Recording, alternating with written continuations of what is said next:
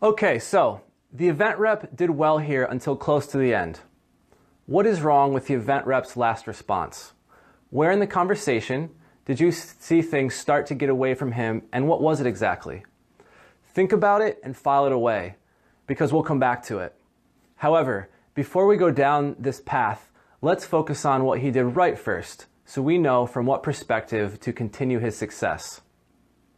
Remember, we cannot forget that generating interest is a contributing part of the conversation. The rep must take a bit of time to not only communicate what the company does, but also extract the need of the product or service from that targeted contact or potential customer. The rep did that well here. The potential customer had said, "We've never had a widget, but we do have a lot of other things that can function as widgets." And the rep responded with, "Well, I understand, but there is nothing like our widgets. Like I said, they are more effective and safer than any others out there. You only need our widgets to perform a wide variety of functions. It's so much more efficient than having a bunch of other things that can function as widgets." Up until the rep says widgets, things are going pretty well. So much has built up into this very moment. Way more than meets the eye, actually. In fact, the energy for this conversation has been building since the targeted contact arrived at the trade show. This seems too complicated, you say. It's not that deep. From the surface, yes, but there are many factors at play here that have led to the rep responding to the targeted contact's objections. Let's look at 3 factors that have culminated to meet us at this moment in the conversation. 1, it's this simple. The targeted contact is at the show. They are there to shop. If they didn't have some disposable income or ideas or needs or wants or any other possibility for purchasing, they wouldn't be there. Whether they realize it or not, they're mostly primed to be pitched to. The second is, given that you don't scare them away, and considering reason number 1 above, they will stay at your stand once you get a conversation started. Most of the time, they will stay through the whole conversation. If not, you will know because you will be talking to air in front of you, and the targeted contact will be 3 booths away. The third is that there is energy in a conversation. The longer someone stays in a conversation, the more energy there is present. So not only are they there at your booth because they are there to shop, but they also have to take the next step in interest by allowing you to engage them in conversation. If they begin speaking to you about their current widget situation, or whatever the related product or service might be, they have given you more than enough valid qualifications for you to reason with them for a sales presentation. So, the point of this breakdown is to help you understand that even though, before we consider the actual words a rep will say or the exact tactics of a concept of the script or objections faced in moving forward with signing the targeted contact up for presentation, there are already several layers of energy and momentum towards the possibility leaning in your favor. After all, they've allowed you to go this far. Now, considering factors 1 through 3 and understanding the possibilities and goals for the event rep, let's see why what he failed to say or what he failed to leave out creates the impetus for the reverse, the fleeting direction and momentum. In the conversation, again, the contact said, "We've never had a widget. We do have a lot of other things that can function as widgets." The rep responds, "Well, I understand, but there is nothing like our widgets. Like I said, they are more effective and safer than any others out there. You only need our widgets to perform a wide variety of functions. It's so much more efficient than having a bunch of other things that can function as widgets." As the rep is saying this, there is a spinning going around in the head of the targeted contact or customer.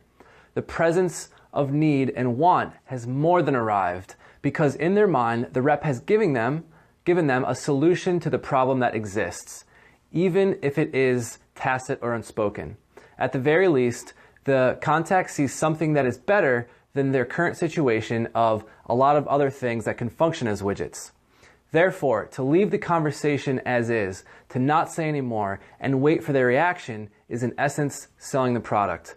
The only options the rep has then is providing a yes or no and nothing in between. If the contact is not interested to buy now, well, then say goodbye because they will be walking away. If the contact says yes or wants to purchase now, well, then the rep will be getting the same exact result as if you sold the presentation because no one is signing a contract that day. A win-win situation sells the presentation.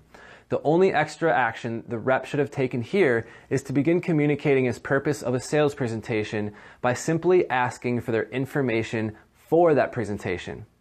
Here's how the script would go instead.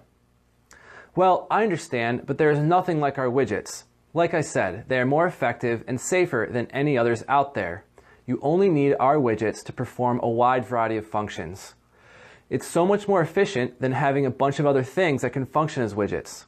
So, at the end of the day, how about we move forward with signing you up for a free estimate? The last line, how about we move forward with signing you up for a free estimate, is absolutely key here. These are the words that change the direction and purpose of the conversation.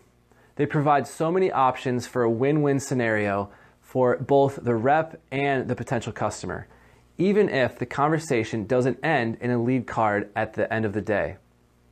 For instance, let's take the same response, or second objection rather, the targeted contact had after his initial rep rebuttal. The contact responds, "No, I don't think we are ready at this time." This response, or second objection, gives the rep another outlet if he has taken the path of selling the presentation, and has only cornered himself if he decides to sell the product or close the deal right there, like he did in initial dialogue. His initial response of, "I understand, but if you did have a widget, you could reduce your costs and time threefold. Imagine the time and money you could save starting ASAP." This does not allow for an opportunity of a win-win scenario. He sells the product and product only, not building enough momentum for himself or the salesperson at a further touch point. However, if the rep responds with, "Listen, I absolutely understand. Not many people do this kind of thing this time of year anyway. However, we aren't as interested in you having the widget now as we are really helping you understand how it could work for you in the future, say 6 months to a year from now." Does that make sense? See the difference there? In the targeted contact's second objection, they didn't say they didn't want it and they didn't walk away. They deflected it by speaking more about it. Whether it's because of the salesman stigma, the weight of the webinar, or a variety of other factors, it doesn't matter. As an event rep, you have a power to take weight off your scale so you can put some on theirs in moving forward. Whew! That was a lot. Now, to close off this tenet, let's look at that same conversation done right. Hey, you enjoying the show? Yeah, it's great. That's awesome, and you haven't even seen our display yet. Which, by the way, are you familiar with our widgets? No, I'm not. Oh, that's no problem. We're a widget company that essentially helps you to increase your ability to perform widgetry more effectively and safely than any other widget company out there. What's been your experience with widgets? We've never had a widget, but I've had other things that function like a widget, so I think we should be okay. Yeah, well, I completely understand. But I gotta say, there's nothing like our widgets. Like I said before, they're more effective and safer than any others out there. You only need our widgets to perform a wide variety of functions. It's so much more efficient than having a bunch of other things that can function as widgets. So I guess what I'm trying to get at is, at the end of the day, how about we maybe set you up with a free 30-minute presentation to learn about it? No, I don't think we're ready at this time. Okay, yeah, I absolutely understand. Not many people actually do this kind of thing this time of year anyway. However, we aren't as interested in you having the widget now as we are helping you understand how it could work for you in the future, say 6 months to a year from now. Does that make sense? Well, I guess if it's free and only takes 30 minutes, then it wouldn't hurt, I suppose. Oh, absolutely. Why don't I get your first name? Mike? Cool, thank you.